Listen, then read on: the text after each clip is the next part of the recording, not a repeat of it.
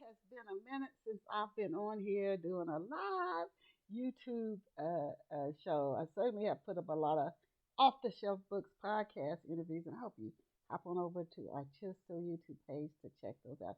But today, I have a treat for you. I'm going to do a live book reading, which again, I haven't done in a minute. And this is coming from a mystery novel that I'm working on. The working title is Wooten State Mystery, Wooten State Forest Mystery, Wooten State Forest Mystery.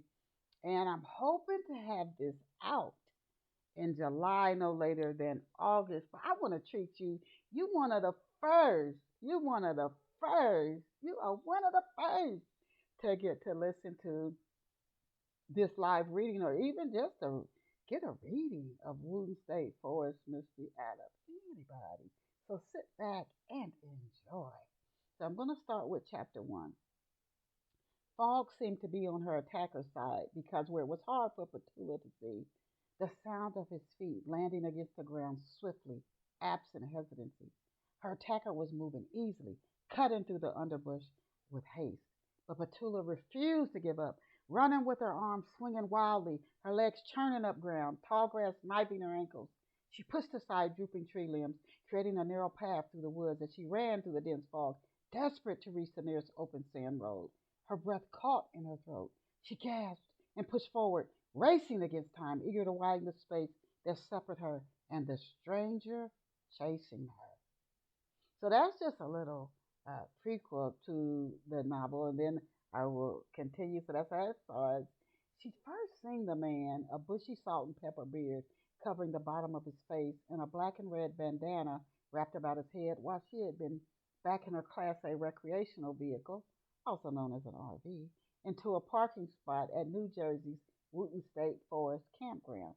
The brown and white Basin J dogs, their ears erect, short tails curled, had stood on each side of the man. They followed him as he came within inches of her RV. She'd been studying the area through her RV's rearview mirror, checking to ensure that she wasn't about to back into trees or someone's pet. I can spot you, he told her, his alto voice gruff, yet gentle, kind. She turned away from him and rolled her eyes.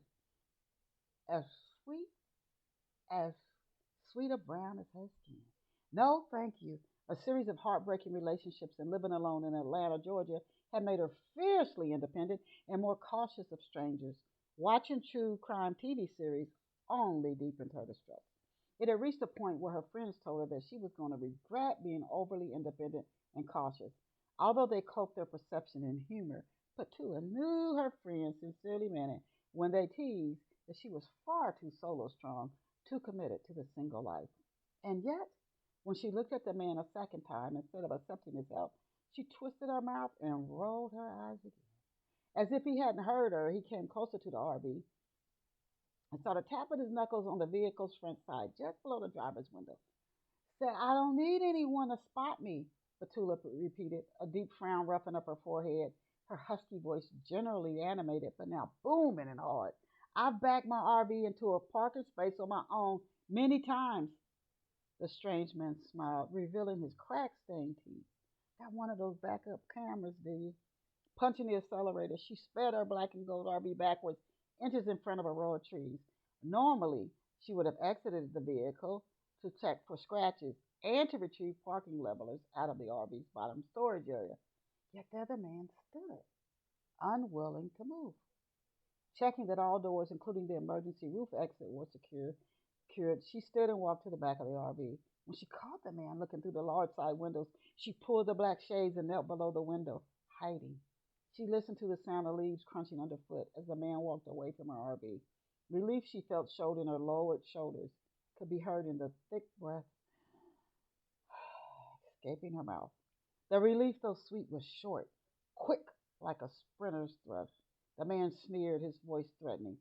I'll be watching you.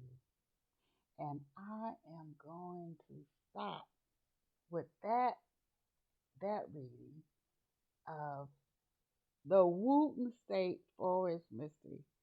I come back to Chistell. Keep bringing in the first of of course, off the shelf books podcast where we interview other authors, and I focus on other authors. We've had New York Times best-selling authors on there, Essence bestsellers, etc. USA Today. I don't know if they still keep their bestseller list, but when they did, they were on there as well, covering so many different genres: mystery, romance, science fiction, nonfiction. I never thought I would write mysteries when I started writing many, many, many moons ago. But here I am, loving writing mysteries. So set set this, become a subscriber, because I plan to do more live readings from the Wooten State Forest Mystery. And you can read excerpts, and I'm going to maybe expand those at our website, which is chistell.com, Chistell.com. You're going to be one of the first to check it out. Thank you for being here. Bye for now.